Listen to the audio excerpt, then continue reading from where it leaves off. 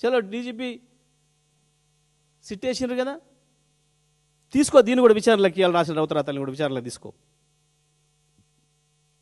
పైగా ఇంత పెద్ద పొడుగు నీతులు చెప్పి అదేదో చెప్పే ఒకటి దూరేది ఇంకొకడు అన్నట్టు,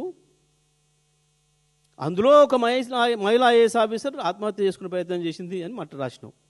చెప్పు, ఎవరు వాళ్ళ పేరు చెప్పు, ఎట్లా రాసినావు, ఏ ఆధారాలతో రాసినావు? ఐఏఎస్ ఆఫీసర్ల సంఘం మీరు నిజమైతే మీరు చేసేది, మీరు పైనుంచి ఎవరో ఒకరు ఆడిస్తుంటే కేవలం ఆడకపోతే నిజంగా మీకు స్వతంత్రంగా పనిచేస్తే చలో దీని మీద కూడా విచారణ చేయమని చెప్పి డిమాండ్ చేయండి. జయశ్రీ రంజన్ దీని మీద కూడా కంప్లైంట్ ఇవ్వాలి.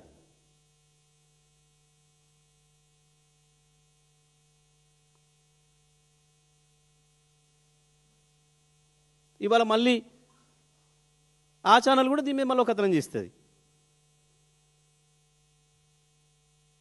మేము కాదు అసలు నేరస్తులకు ఒక అక్కడి నుంచి చూడిపోమని.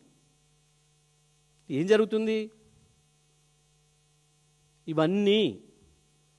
ఇవన్నీ ఒక్కతాను ముక్కలే, వేరువేరు కాదు. అన్నీ బాబుగారు పోషించిన కలుపు మొక్కలే.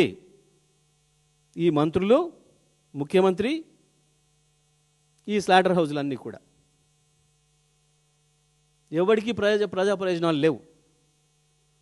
అంత వ్యక్తిగత ప్రయోజనాలు, స్వప్రయోజనాలు, స్వలాభాలు మొత్తం కూడబలుక్కొని ఈ రాష్ట్రాన్ని దోసుకుంటున్నారు.